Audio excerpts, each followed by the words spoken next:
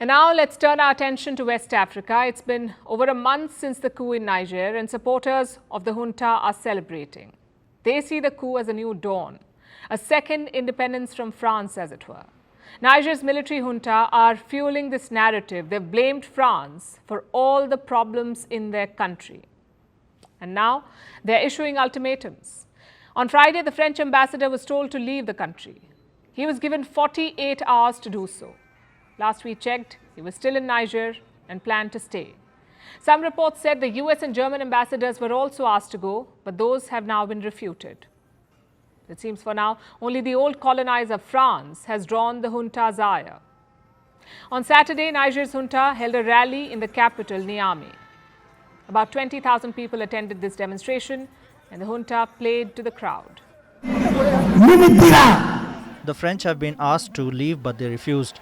We are going to defeat those plotting against our country. We are going to defeat them and stomp them out. They are asking you to get ready. You mustn't sleep or doze off. They will leave. The junta is mobilizing volunteer fighters. Thousands have reportedly joined. The idea is to put pressure on the French to leave. We told them to leave our country to us, to leave to let our country be.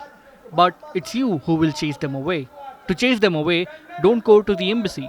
If the mobilization continues, they will leave. The crowd responded enthusiastically. They agree with the call to expel the French. It has been 30 days. We are totally satisfied with the actions they have taken, the agreements they have denounced, and the decisions they have taken, including the immediate departure of the French and the French embassy from Niger. On les a accompagnés depuis le début jusqu'à aujourd'hui. L'ambassadeur de France. We don't need any lessons from the French ambassador. We don't even have any consideration for these people. Why did they leave Burkina? Why did they leave Mali? So even Niger, they're going to leave Niger as soon as Niger doesn't belong to them. So they're going to leave, it's an obligation. We're asking the agency on Monday morning to cut off the electricity at the French embassy and so on, electricity, water and so on. We have nothing to do with the French, they can go home. At last, coup supporters' plan seems to be in motion. The French ambassador's deadline to leave has passed. He's still in Niamey, like we told you. So water and power supply to the French embassy have reportedly been cut. Food deliveries aren't being allowed either. From the looks of it, the French embassy is being besieged. The junta is trying to smoke the ambassador out. He's not the only target, though. There's also the French military base near the capital. There are 1,500 French troops in Niger. They too have been asked to leave. The troops were there to combat militancy in the region, to fight groups like the Al-Qaeda, ISIS and Boko Haram. But coup supporters in Niger say they do not want help from the French anymore. We don't want the French here. We don't like them. The French say that Niger is a poor country. But when we tell them to leave, they refuse. I've come here to demand the departure of French troops from Niger. That's what I've come to demonstrate today. And they have to hear us. I know they can hear us. Every day people come here, people suffer, and all ECOWAS has to do is increase the sanctions. We are here, we're going to resist until death. ECOWAS is a West African economic bloc. They have been negotiating with the Niger junta, trying to get Mohamed Bazoum reinstated. He is the democratically elected president, Mohamed Bazoum. The West African nations had given an ultimatum. This was just after the coup was announced. They said, reinstate President Bazoum in a week or face military action. Well, 3 weeks have passed since. Bazoum has not been reinstated, and the West African nations have not invaded. Instead, they have imposed sanctions. Nigeria and Benin closed off land borders with Niger. Trade has been brought to a standstill. Niger's food and other supplies are starting to dwindle. It is getting some support from its new allies, though. Who are these new allies? The other coup-hit nations in the region, like Burkina Faso and Mali. They have been sending supplies to Niger. They've also sent troops. And these troops are a deterrence. They're one of the reasons why ECOWAS has not attacked so far. But what happens if the French ambassador or the French base is attacked? France will definitely retaliate, and the ECOWAS forces may have to invade. It puts Niger's junta in a precarious position. This is dangerous brinkmanship. Harming the French ambassador or troops will be asking for escalation. Niger right now is a tinderbox. One wrong move could lead to fighting all over West Africa. The Chinese are furious. Last week, Japan started releasing the water from Fukushima. Beijing says Tokyo has unleashed Godzilla. Not making this up, you have to watch this to believe it. With the rise of nuclear mushroom clouds woke up Godzilla. It is Japan's collective trauma of nuclear destruction. That is why the world was stunned when the traumatized country decided to dispose the nuclear-contaminated water of Fukushima into the sea. How will it impact on food safety, on neighboring countries, and on the marine environment? What will it bring to our descendants? Japan is ready to make its own nuclear trauma a global nightmare.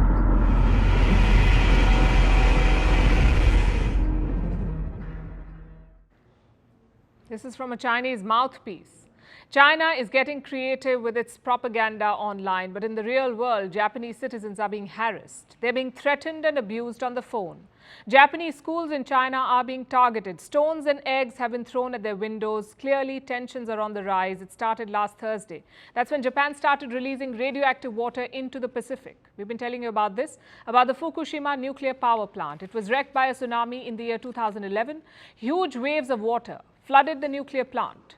Nuclear fuel leaked into this water. The radioactive reactors shut down. More water was used to cool them down. This water became contaminated. It became radioactive.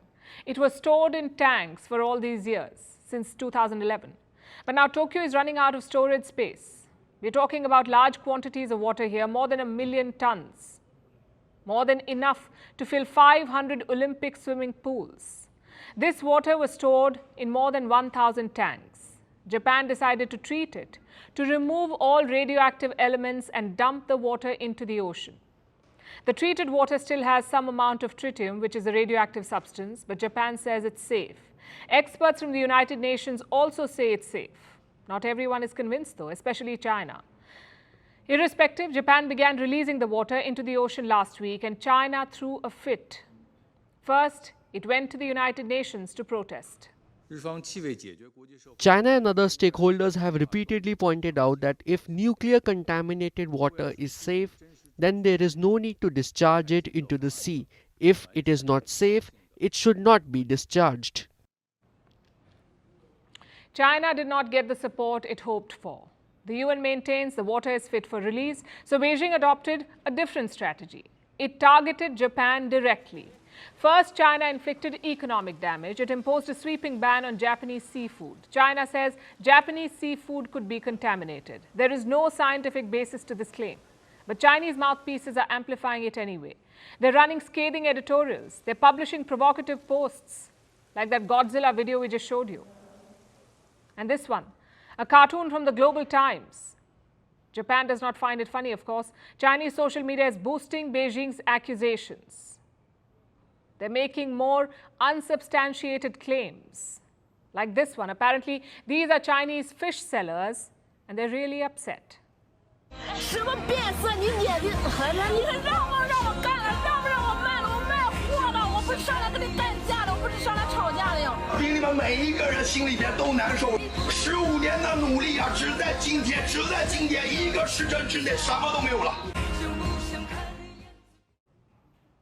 Pretty dramatic. What are they so angry about?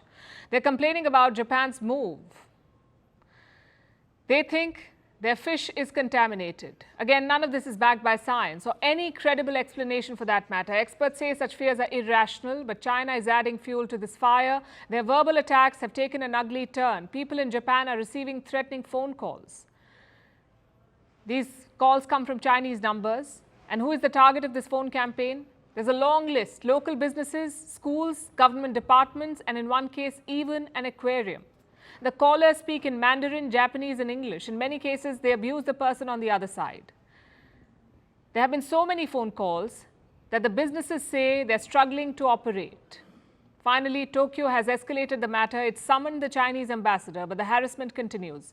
Japanese establishments in China are also getting threatening phone calls. Today, Tokyo made its complaints public. It demanded action from Beijing. A lot of harassment phone calls regarding the Fukushima water release, believed to be originating from China, are occurring in Japan. Many similar cases are occurring at related facilities in China.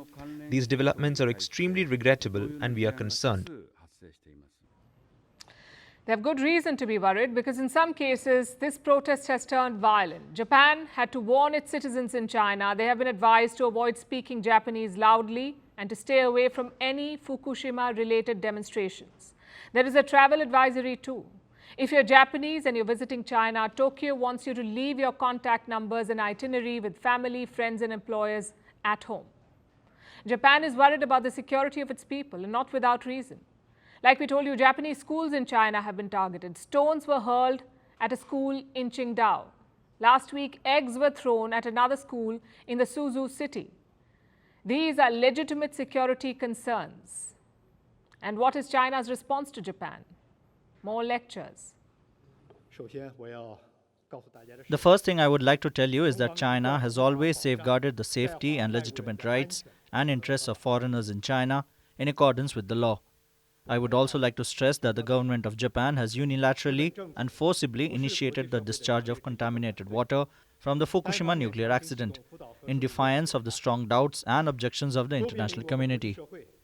Neighboring countries and the international community have been generally critical of this self-serving and highly responsible behavior by the government of Japan and have taken preventive measures accordingly. He barely said anything about the security of Japanese nationals. Instead, China keeps complaining about Fukushima. But these allegations reek of hypocrisy, and I'll tell you why I say this. Chinese nuclear plants do the very same thing.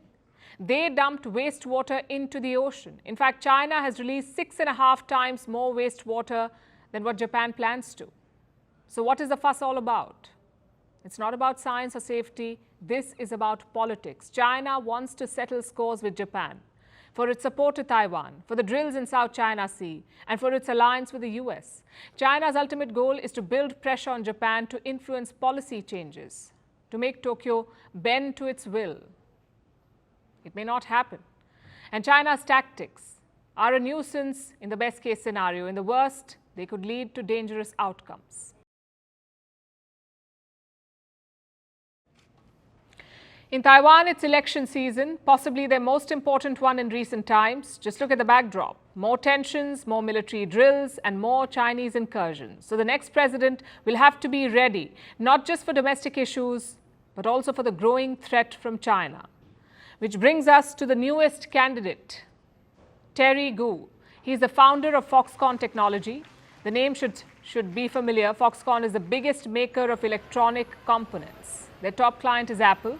They make iPhones and iPads across the world. In fact, around 70% of all iPhones are made by Foxconn. And this man founded the company. He ran it for close to 45 years. But in 2019, he stepped down from day-to-day management. His current net worth is around $7.4 billion, which makes him the 6th richest person in Taiwan. Now back to his candidacy. Terry Gou announced his bid on Sunday.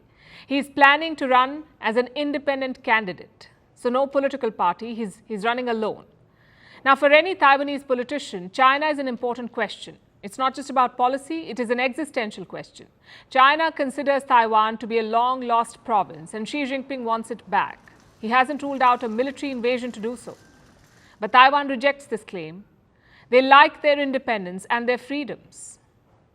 So what does China, or what does Gou make of China, in fact? He says he will not let Taiwan become the next Ukraine. This is what he said. Taiwan must not become Ukraine, and I will not let Taiwan become the next Ukraine. I implore the Taiwanese people to give me 4 years. I promise that I will bring 50 years of peace to the Taiwan Strait. Basically, no war. That's his promise. We'll see how serious he is. But first, some background on Taiwan's politics. The current president is Tsai Ing-wen. She leads a party called the DPP, the Democratic Progressive Party. Now, President Tsai is on her second term, so legally she cannot contest again. The main opposition party is called the Kuomintang. They ruled mainland China for more than 2 decades, but in 1949 they fled to Taiwan. They were defeated by the Communist Party.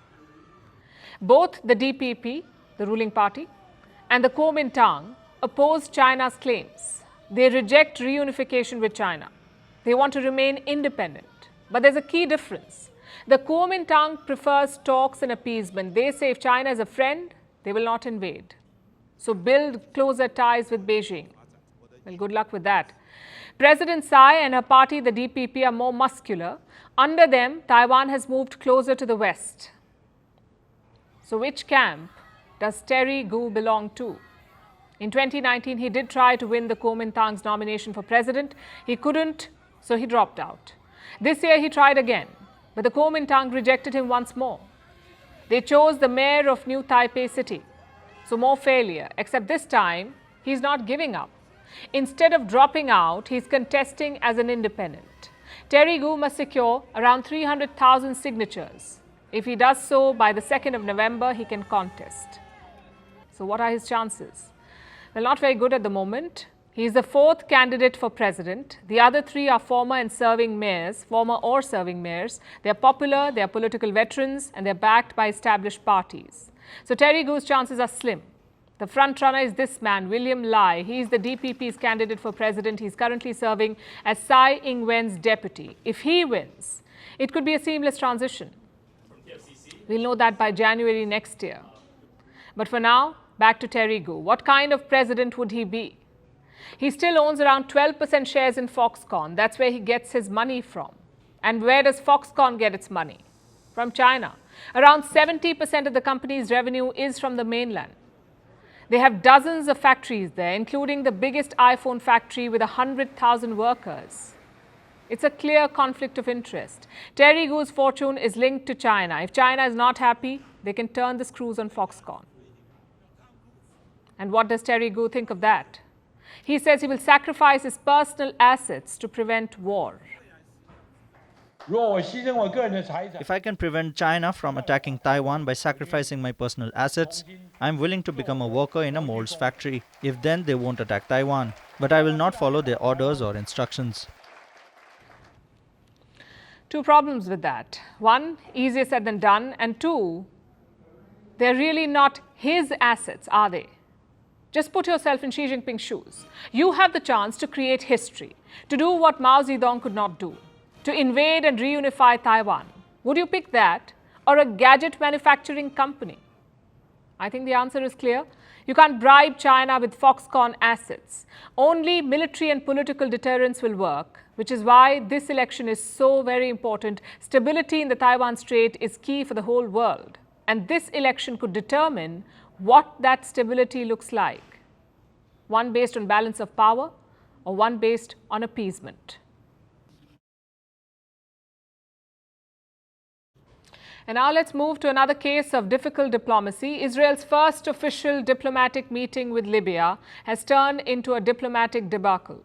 The meeting took place in Italy last week between the Israeli and Libyan foreign ministers. It was a historic first step towards establishing diplomatic ties between these 2 countries, Israel and Libya.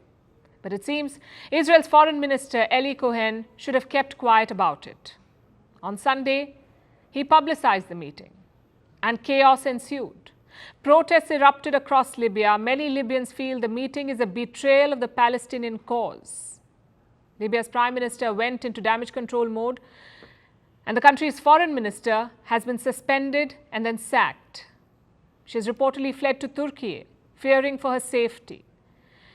Meanwhile, the Israeli leader Cohen is facing backlash at home. He is accused of hampering Israel's diplomatic efforts by making this announcement. Here's a report. It was supposed to be a step forward for Israel. Last week, Israel's foreign minister Eli Cohen met with his Libyan counterpart Najla Mangoush. This was in Rome in the presence of Italian foreign minister Antonio Tajani. Israel says these were official talks, the first of their kind between Israel and Libya. Israel says this was a step towards establishing official diplomatic ties with Libya. All this was announced by Israel's foreign ministry through social media and press releases. But it seems making all this public has backfired because it has caused a political storm in Libya. The news came out on Sunday, and that very day, protests erupted in Libya. People were seen waving the Palestinian flag and burning Israeli ones. The demonstrators damaged Libya's foreign ministry building. They attacked one of the prime minister's residences in Tripoli. The anger was palpable. We support the Palestinian people totally, and we will not allow for Libya to occupy any country in the world, whether with Israel or others. We, the Libyan people, are a free people, and we do not allow this at all. We support the Palestinian cause at all times. The Palestinian people are Arabs, and we care about them greatly. Libya's Prime Minister, Abdul Hamid al-Beiba, rushed to put out the fire. The metaphorical one, anyway. He said he had no idea that such a meeting took place. He first suspended Foreign Minister Najla Mangoush, ordered an investigation into the meeting. Mangoush, on her part, denied that any official meeting took place. She said she ran into Israel's Cohen while meeting her Italian counterpart Tajani. Libya says it was an unofficial, unplanned chat. But these actions failed to calm tempers. So the government went a step further. They sacked the foreign minister. And she has fled the country, reportedly to Turkey, fearing for her life. The Libyan government's version of events contradicts what Israel said. Cohen said that the meeting was an official one. It lasted for about 2 hours. A host of topics, including Israeli assistance for humanitarian issues, agriculture and water management, were discussed. Preserving the heritage of Libya's former Jewish community was also discussed. So, who do we believe? Libya's government is politically weak. It was installed after UN intervention, not elected. It's engaged in armed conflict with rebel groups. The country hasn't known peace since 2011. That's when longtime ruler Muammar Gaddafi was ousted and killed in a West-backed coup. After years of instability, the last thing the Libyan government needs is public discontent. What's happening in Israel? Foreign Minister Cohen has come under attack. The political opposition has called him an amateur. They said he should have known better than to publicize the meeting. That his gaffe risks Israel's long-term goal of normalizing ties with Arab countries, because normalization doesn't seem popular with the protesters in Libya. Of course not. Honestly, we are against normalization. These Jews are our enemies. They displaced the Palestinian people and treat them with no mercy and are not giving them any part of their rights. We condemn this meeting with Israel, especially if normalization was planned. And if this meeting really happened and was not staged or something, then honestly, this is not something acceptable to Libyan people. Since it was founded, Israel hasn't shared official ties with most of the Arab world. This is over the country's treatment of the Palestinian people. The Palestinians are an Arabic-speaking people. They are considered brethren by fellow Arab states. These are countries all over West Asia and Northern Africa. The Palestinian cause is an emotional issue in a lot of these nations. But over the years, some Arab nations have established ties with Israel. The US-backed Abraham Accords have allowed Israel to initiate diplomatic ties with 4 nations: the United Arab Emirates, Bahrain, Morocco and Sudan. The US and other Israeli allies are trying to get more Arab nations to establish ties. The big prize is, of course, Saudi Arabia. But every Arab country counts, which is why Libya also matters. But the way things have turned out, it seems back to square one. Libya's government has burnt its fingers and is unlikely to try normalizing ties again anytime soon.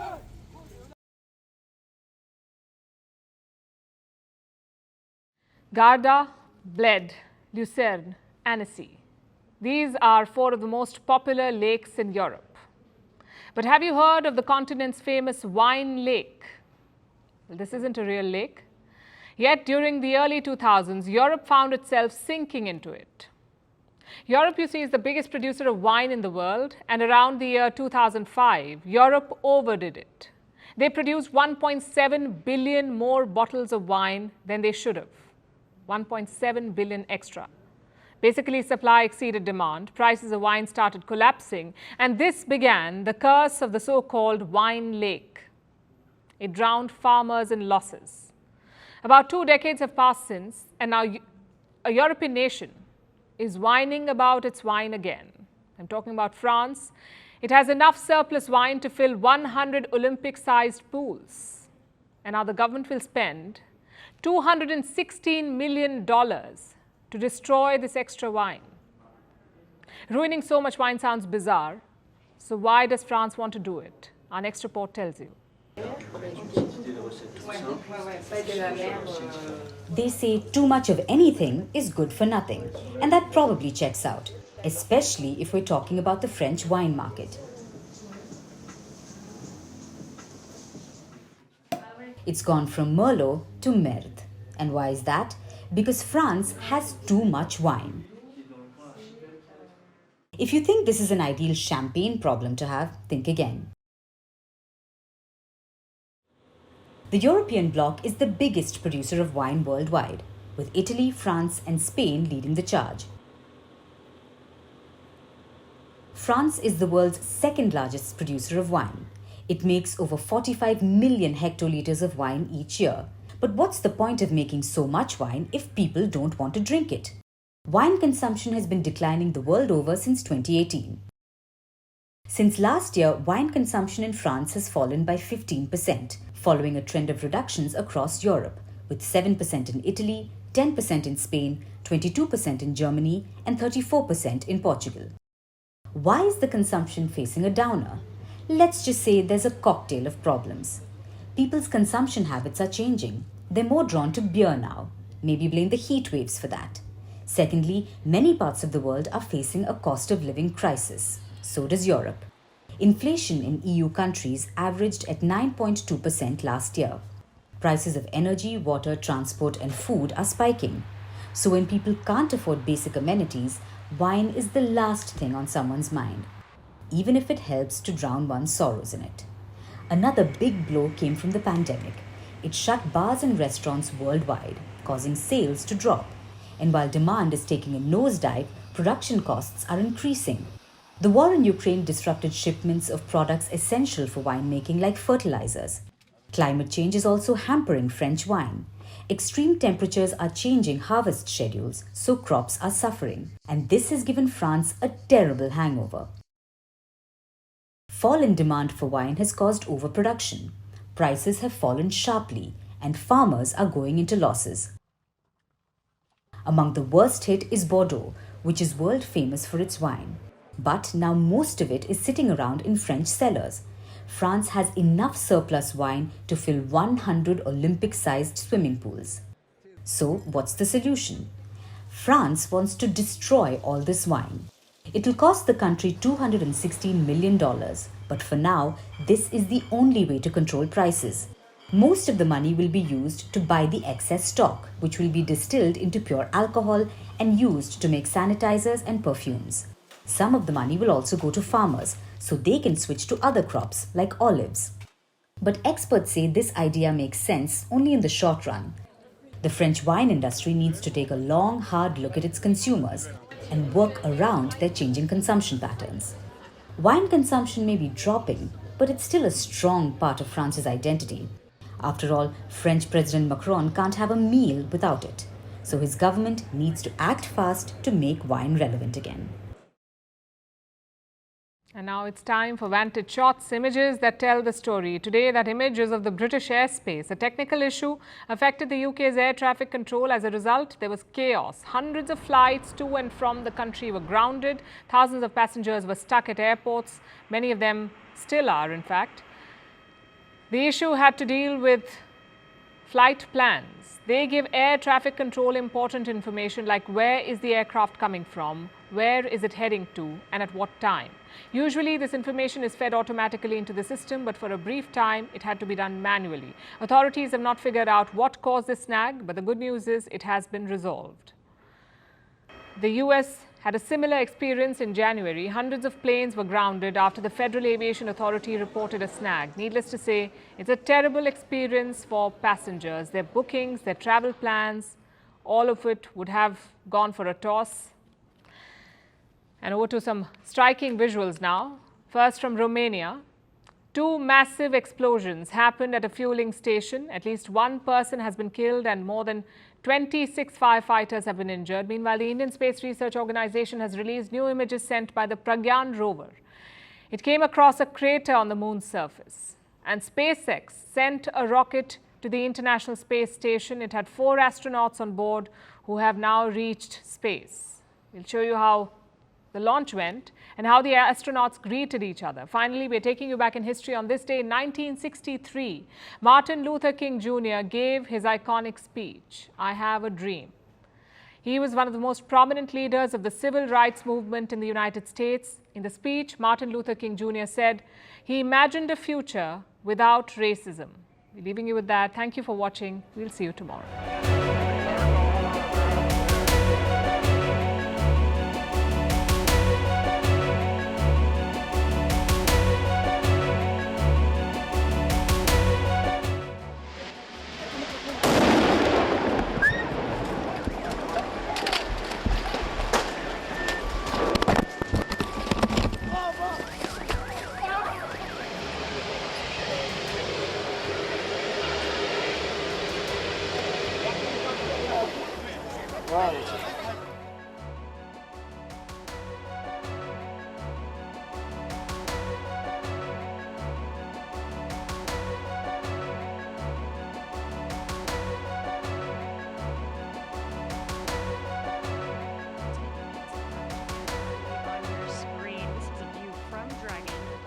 The International Space. So these are our 4 crew members. You can only see the